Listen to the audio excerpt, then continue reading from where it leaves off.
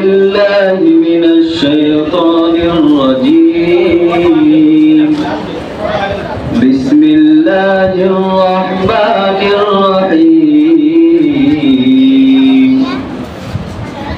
يوم نقول لجهنم هل امتلأت وتقول هل من مزيد وأزلفت الجنة للمتقين غير بعيد هذا ما توعدون لكل أواب حفيظ من خشي الرحمن بالغيب وجاء بقلب منيب ادخلوها بسلام ذلك يوم الخلود صدق الله العظيم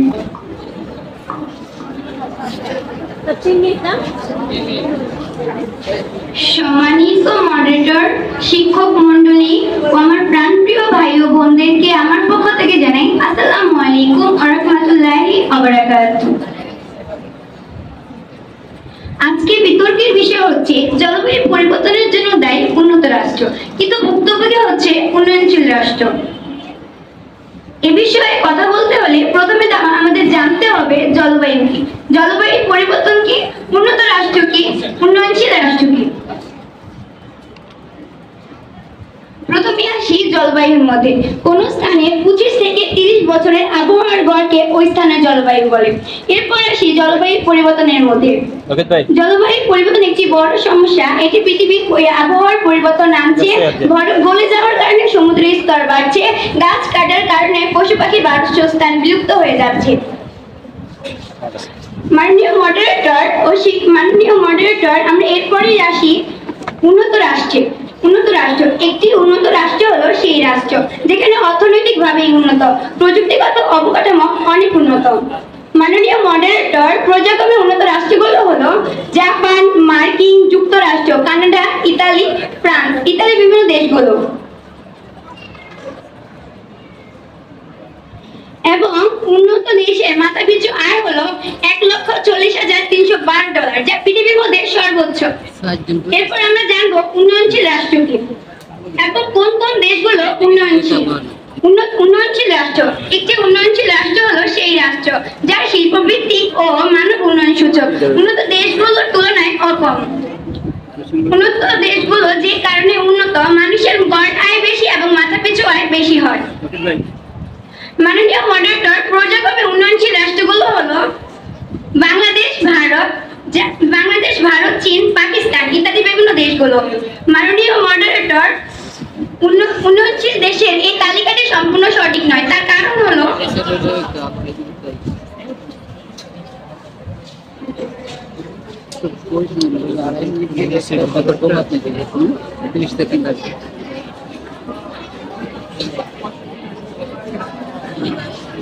কোন দেশের সাধারণ মাথাপিছু আয় এবং মানব উন্নয়ন সূচক SGI শিল্পায়ন শিক্ষার হার।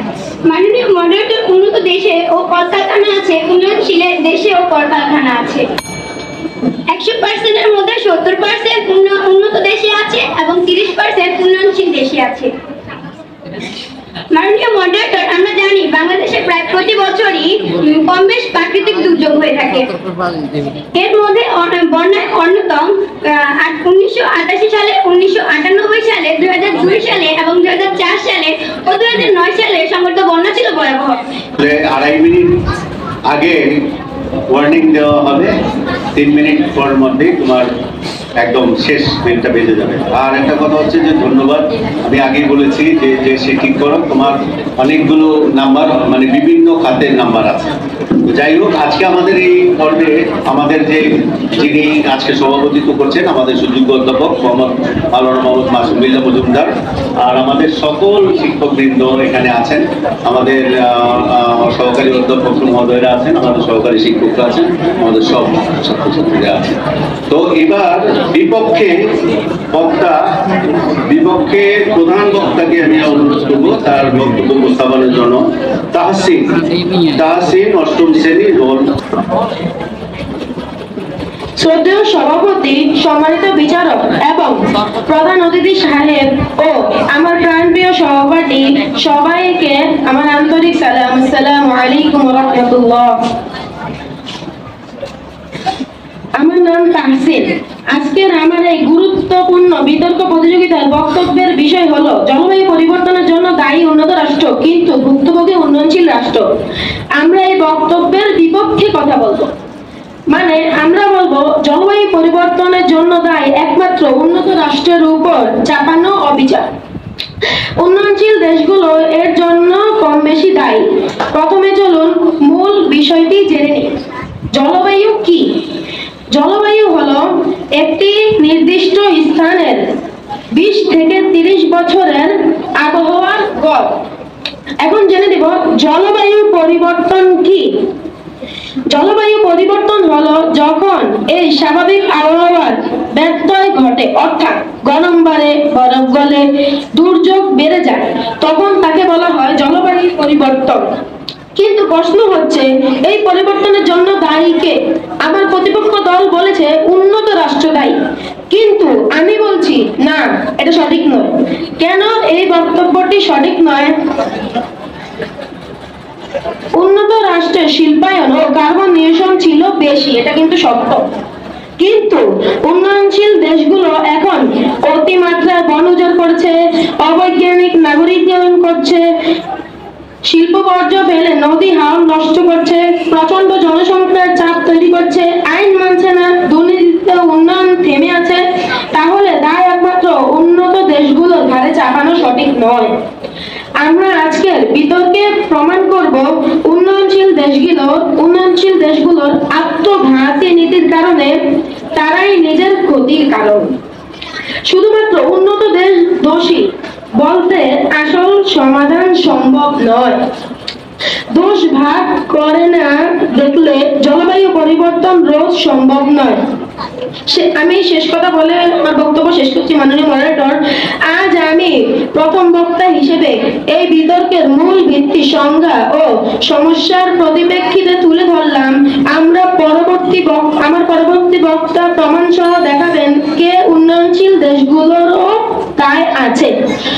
আর আমাদের শেষ বক্তা প্রতিপক্ষীর যুক্তির জবাব দিয়ে আমাদের অবস্থাকে শক্ত করবে। আসুন আমরা কেবল দোষারোপ না করে সমাজকে বাস্তবভাবে শক্ত করে তুলি। ধন্যবাদ। কারণ হচ্ছে গ্রিন হাউস গ্যাস, যেমন কার্বন ডাই অক্সাইড। মাননীয় মডারেটর, এসব বেশি ছাড়ে কারা? উন্নত দেশগুলো, যেমন আমেরিকা, চীন, ইউরোপ ইত্যাদি। তারা প্রযুক্তি আর শিল্পের নামে 200 বছরেরও বেশি সময় ধরে বন কেটে ফেলে, কয়লা পোড়ায়, গাড়ি চালায় বিলাসে, আর আমাদের জন্য রেখে যায় বন্যা, খরা, নদী ভাঙন এবং হাজারো শরণার্থী। ইতিহাস বলছে বিগত শতাব্দীতে সবচেয়ে বেশি দূষণ করেছে উন্নত দেশ। শিল্প বিপ্লবের সময় থেকে আজ পর্যন্ত উন্নত দেশগুলো টানা 200 বছর ধরে পরিবেশ ধ্বংস করে লাভ করেছে।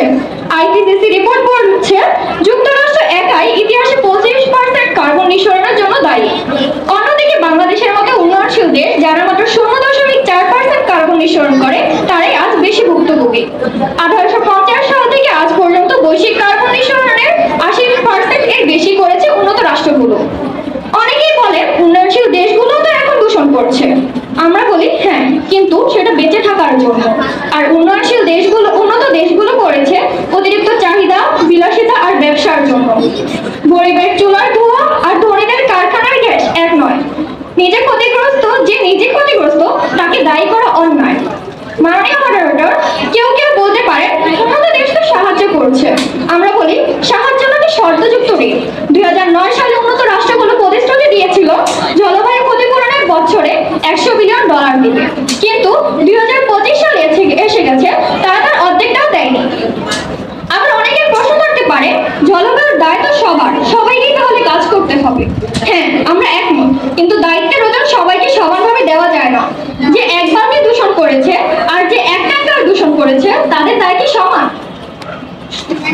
মাননীয় মডারেটর, সর্বশেষ আমি এটাই বলতে চাই, সত্য যখন গর্জে ওঠে, মিথ্যা তখন মুখ লোকায়। আর আমরা সেই সত্যের পথে দাঁড়িয়েছি তথ্য, যুক্তি আর দায়িত্ববোধ নিয়ে। আর সবাইকে। আমার দ্বিতীয় বক্তা এই বিষয়ে যুক্তি দিয়ে প্রমাণ করবেন আপনাদের বক্তব্য। আলোচিত বিষয়ের বিপক্ষে অবস্থান থেকে আমার অবস্থান স্পষ্ট। জলবায়ু পরিবর্তনের জন্য তাই উন্নত রাষ্ট্র কিন্তু ভুক্তভোগী উন্নয়নশীল রাষ্ট্র। এই বক্তব্যটা শুনতে যতটা সোজা কিন্তু বাস্তবতা ততটাই জটিল। আজ আমি ইতিহাস পরিসংখ্যান বর্তমান গবেষণা থেকে বলবো উন্নয়নশীল দেশগুলোর দুর্নীতি, পরিবেশ অবহেলা এবং অবৈধ শিল্পায়ন জলবায়ু পরিবর্তনের জন্য সমানভাবে দায়ী। আজ আমি যুক্তি ও তথ্য দিয়ে এই একপাক্ষিক ধারণার বিপরীতে একটি বাস্তব চিত্র তুলে ধরব। জলবায়ু পরিবর্তনের জন্য কেবল উন্নত রাষ্ট্র দায়ী এমন ধারণা একপাক্ষিক এবং বর্তমান বাস্তবতার সঙ্গে সামঞ্জস্যহীন। মাননীয় মডারেটর, প্রথমত কার্বন নিঃসরণের দিক থেকে আজকের বিশ্বে শীর্ষস্থানীয় দেশগুলোর মধ্যে অধিকাংশ উন্নয়নশীল বা উদীয়মান অর্থনীতি। চীন যা এখনো একটি উন্নয়নশীল দেশ হিসেবে গণ্য হয় 2023 সালে প্রায় 12.6 গিগাটন কার্বন ডাই অক্সাইড নিঃসরণ করেছে, যা যুক্তরাষ্ট্র সহকারে অনেক উন্নত দেশের চেয়ে দ্বিগুণ। এছাড়া ভারত, যেটিকে একটি উন্নয়নশীল দেশ হিসাবে ধরা হয় 2023 সালে প্রায় 3 গিগাটন কার্বন ডাই অক্সাইড নিঃসরণ করেছে, যা বৈশ্বিক নিঃসরণের প্রায় 8%। ভারতের দ্রুত জনসংখ্যা বৃদ্ধি, বনাঞ্চল হ্রাস, কয়লা ভিত্তিক বিদ্যুৎ উৎপাদন এবং অব্যাহত শিল্প উন্নয়ন পরিবেশের উপর ক্ষতিকর প্রভাব ফেলছে। ইন্দোনেশিয়া, ব্রাজিল, দক্ষিণ আফ্রিকা, মেক্সিকো প্রভৃতি উন্নয়নশীল দেশগুলো কার্বন নিঃসরণ ও গত কয়েক বছরে ব্যাপকভাবে বৃদ্ধি পেয়েছে এবং তারা বৈশ্বিক কার্বন ফুটপ্রিন্টে বড় অংশ দখল করেছে। মাননীয় মডারেটর, বন ধ্বংসের ক্ষেত্রে উন্নয়নশীল দেশের অবদান ব্যাপক। বনাঞ্চল হচ্ছে আমাদের পৃথিবীর ফুসফুস, কিন্তু 2023 সালে গ্রীষ্মমণ্ডলীয় বনাঞ্চল থেকে প্রায় 6.37 মিলিয়ন বন নিধন হয়েছে, যা 96% ঘটেছে উন্নয়নশীল দেশে। ব্রাজিলের অ্যামাজন বনে অবৈধ কাঠকাটার কৃষি সম্প্রসারণ এবং খনিজ উত্তোলনের জন্য ব্যাপক বন উজাড় হচ্ছে। এছাড়া কঙ্গো বেসিন, ইন্দোনেশিয়া, বলিভিয়ার মতো উন্নয়নশীল দেশেও ব্যাপকভাবে বন উজাড় করা হয়েছে। বনাঞ্চল এক হয় প্রকৃতপক্ষে কার্বন শোষণের ক্ষমতাকে হ্রাস করে, যা তাপমাত্রা বৃদ্ধিতে বিরূপ প্রভাব ফেলে এবং বৈশ্বিক জলবায়ু পরিবর্তনের গতি ত্বরান্বিত করে। বন সংরক্ষণে উন্নয়নশীল দেশগুলোর সরকারি সক্ষমতার সীমাবদ্ধতা ও দুর্বল আইন প্রয়োগ বন রক্ষাকে অত্যন্ত চ্যালেঞ্জিং করে তুলেছে। এরপর উন্নয়নশীল অনেক দেশে পরিবেশ রক্ষার আইন থাকলেও সেগুলোর বাস্তব প্রয়োগ দুর্বল। চীনের অনেক জায়গায় রাত্রিবেলায় অবৈধভাবে শিল্প দূষণ করা হয়, অবৈধভাবে দূষণ ছড়ানো হয়।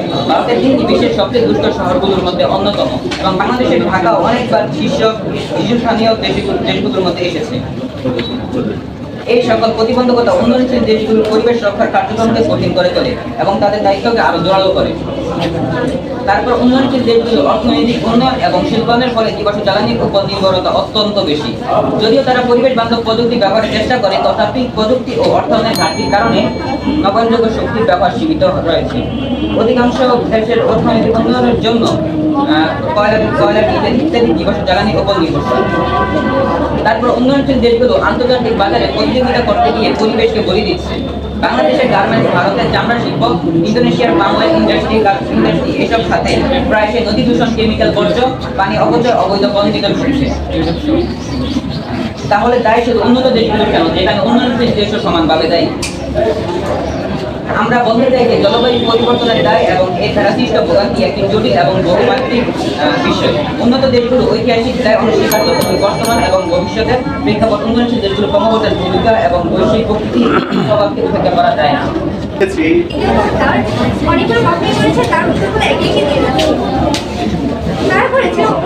উন্নয়নশীল দেশগুলো হ্যাঁ, কিছু উন্নয়নশীল দেশ উন্নত ঠিক, কিন্তু তারা অতীতে বড়গুলো দূষণ করেনি, বরং তারা আজও ভুগছে সেই পুরনো উন্নত রাষ্ট্রগুলো দূষণের জন্য। তারা এটাও করেছে, চীন ভারত তো এখন বেশি দূষণ করেনি, কিন্তু আমরা বলি চীন ভারত বর্তমানে দূষণ করছে ঠিকই, কিন্তু সবচেয়ে বড় পুরনো দেশগুলোর কারণ তারাই শত বছর ধরে পরিবেশ নষ্ট করছে। উন্নয়নশীল দেশগুলো তো বড় উদ্ধার করছে।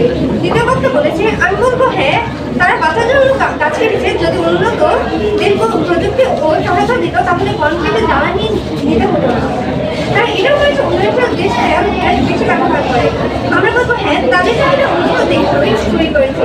তারা নিজের সচেতন করে ভোগের জন্য এসব জ্বালানি ব্যবহার করেছে। তারা করেছে জলবায়ু পরিবর্তনের সব দায়ী। আমরা বলবো দায় সবারই, কিন্তু সমান না, বড় দায় যারা করেছে তাদের আগে দায়িত্ব নিতে হবে। যদি বিবেচনা সব দেশেই দায়ী বলে, তবে আমি জিজ্ঞেস করি সবাই সমানদায়ী হলে বিশ্বে 1% নিঃসন্দেহে বাংলাদেশে তো ঘূর্ণিঝড় কেন? দোষী যদি সবাই হয় তবে ধ্বংসটা শুধু কেন আমাদের? তারা যদি বলে উন্নয়নশীল দেশগুলো এখন শিল্প করেছে, আমরা বলবো তারা তো করেছে 200 বছর আগে থেকে, আমরা তো করেছি সবাই। জলবায়ু সমস্যার জন্য তাদের দায় ঐতিহাসিকভাবে প্রমাণিত। আমার দায়িত্ব এখন এই যুক্তিগুলোকে সংহত করা এবং কিছু গুরুত্বপূর্ণ তথ্য তুলে ধরা। সাধারণত উন্নত দেশগুলোর প্রযুক্তি ও সম্পদের সাথে সমাজের পর শতাব্দী হিসেবে প্রাকৃতিক সম্পদ মাত্রাতিরিক্ত হারে ব্যবহার করছে। আর উন্নত দেশগুলোর রাস্তাঘাট রয়েছে হাটের ইন্ডাস্ট্রি, রয়েছে মার্কেট স্বাধীন ডিসিপ্লিন বা দ্বিতীয়ত এই উন্নয়ন তাদের নিজেদের জন্য হলেও তার ক্ষতি এখন সাগরের উপর করছে। আর যখন বরফ গলে পানিতে ডুবে দিই তখন তারা বলে এটা তো সাগরেই দ্বীপ। তৃতীয়ত উন্নয়নশীল দেশগুলো আজ পরিবেশ রক্ষায় এগিয়ে আসলে উন্নত দেশগুলোর প্রতিশ্রুতি বারবার ভঙ্গ হয়েছে। এই কারণে সমর্থনে এটি মানবিক হিসাবেও সঠিক। আর বলতো উন্নত দেশগুলো যদি তাই নাই হয় তাহলে তারা জলবায়ু তত্ত্বাবধানের প্রতিশ্রুতি দেয় কেন? এই প্রশ্নের উত্তর না দিতে পারলে তাই স্বীকার করে নিতে হবে। মাননীয় সভাপতি, আমি বলি ওই direct start this fire pollution শুরু করেছে উন্নত দেশগুলো শত বছর ধরে তারা ফ্যাক্টরি চালিয়ে কার্বন ছড়িয়ে পৃথিবীটাকে আজ কারিতে ফেলেছে। তাই বলি তাই উন্নত দেশ ভুক্তভোগী আমরা। এই শব্দের পাশাপাশি শব্দে আমাদের আমরা ডেভেলপমেন্ট রেকর্ড করে পাঠাবো ডেভেলপ ক্লাইমেট জাস্টিস চালে শব্দ বলতেই হবে and which is on our side. মাননীয় মডারেটর, আমরা জানি যে একটি গাছ কাটলে দুটি গাছ রোপণ করতে হবে। ওই মাননীয় মডারেটর উন্নত দেশগুলোতে শতাব্দীর পর শতাব্দী যারা গাছ কেটে কলকারখানা নির্মাণ করেছে, জ্বালানি তৈরি করেছে, বিকল্প তো একটি গাছও লাগানো হচ্ছে না। প্রশ্ন করি, তোমরা কি আমাদের মতো দেশের জন্য কোনো প্রতিক্রমণ দিচ্ছ? দলের আয়েশা সিদ্দিকা নাজার বক্তব্য আমরা শুনলাম। মাইকটা থাকলে আমরা একটু আসলে বৈরী আবহাওয়ার কারণে বিদ্যুতের সমস্যা হচ্ছে, লোকজন আসছে, আমরা অপেক্ষা করি দেখি হয়। তো এখন বিপক্ষ দলের মোহাম্মদ আশিকুর রহমান, দলনেতা আশিকুর রহমান তার বক্তব্য বিপক্ষে যে উপস্থাপন করবে জনাব আশিকুর রহমান।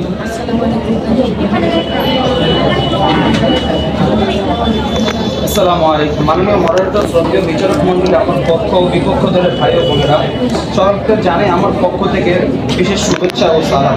আজকে আলোচ্য বিষয় জলবায়ু পরিবর্তনের জন্য দায়ী উন্নত রাষ্ট্র কিন্তু ভুক্তভোগী উন্নয়নশীল রাষ্ট্র। এই কথাটি বলতে যতটা সহজ, বাস্তবতা থেকে বেশি কঠিন।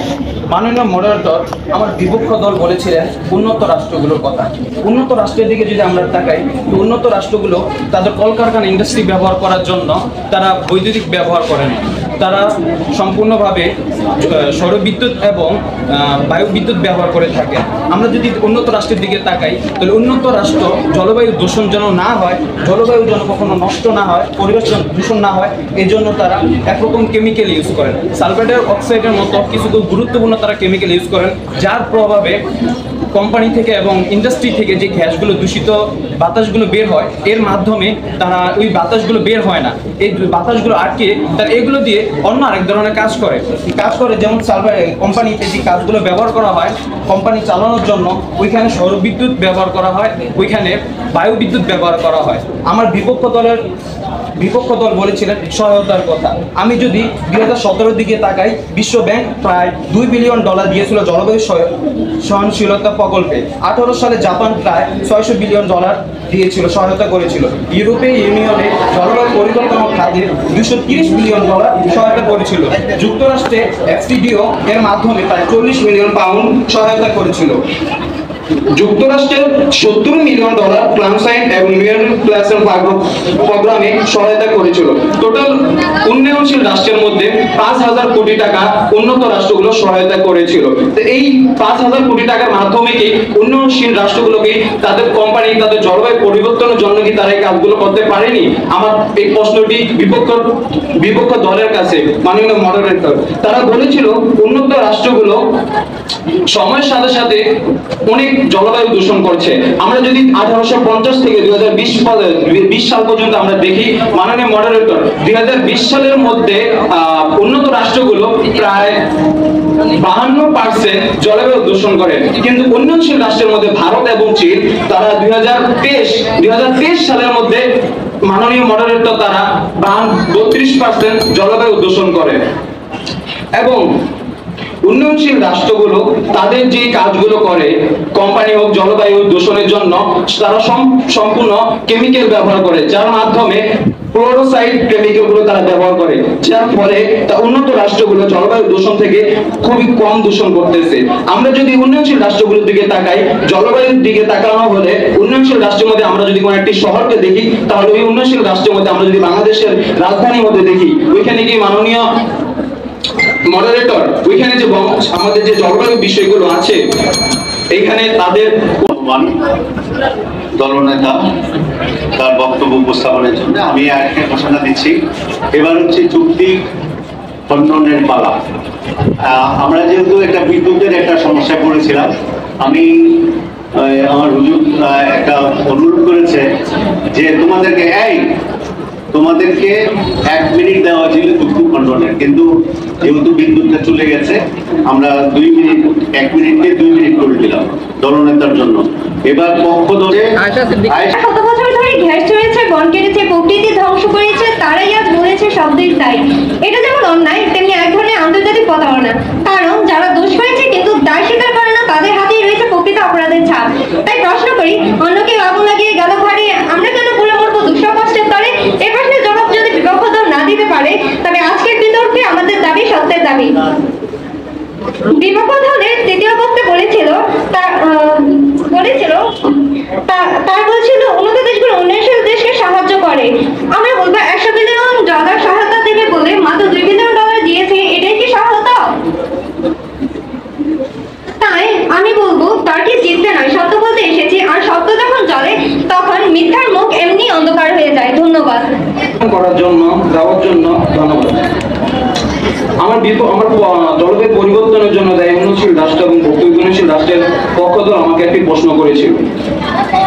উন্নয়নশীল রাষ্ট্র জলবায়ু পরিবর্তনের জন্য উন্নত রাষ্ট্রগুলো জলবায়ু পরিবর্তনের জন্য উন্নয়নশীল রাষ্ট্রকে $2 বিলিয়ন দিয়েছিল। সম্পূর্ণ কথাটি ভুল, অযৌক্তিক। বিবিসি নিউজ আগস্টের 4, 2023-এ জাতিসংঘ আমাদেরকে এই তথ্যটি দেয়, উন্নত রাষ্ট্রগুলো উন্নয়নশীল রাষ্ট্রকে $5,000 কোটি সহায়তা করেছিল এবং এর মাধ্যমে তাদেরকে উন্নয়নশীল রাষ্ট্রগুলো তারা উন্নত কিভাবে করতে পারবে জলবায়ু পরিবর্তনের জন্য, এর জন্য তারা সম্পূর্ণভাবে সহায়তা করেছিল। আমি পক্ষ দলের কাছে একটি প্রশ্ন রাখতে চাই, উন্নত রাষ্ট্রগুলো যেভাবে তাদের কলকারখানাগুলো, ইন্ডাস্ট্রিগুলো, ফিটনেস গাড়িগুলো ব্যবহার করতেছে, উন্নয়নশীল রাষ্ট্রগুলো কি কিভাবে তারা করতে পারছে? এগুলো তারা করছে না। আমি যদি 2023-এ তাকাই, তো বাংলাদেশের মতো উন্নয়নশীল রাষ্ট্রে প্রায় 3.5 লক্ষ ফিটনেসবিহীন গাড়ি আছে এবং ভারতের মধ্যে আছে 30.5 লক্ষ। যেখানে একটি রাষ্ট্রের মধ্যে এত বেশি জলবায়ু পরিবর্তনের কথা যারা বলতেছে, একটি রাষ্ট্রের মধ্যে যদি এই পরিমাণ তাদের দূষণ প্রক্রিয়া হয়, তাহলে উন্নত রাষ্ট্র কিভাবে এর জন্য দেয়?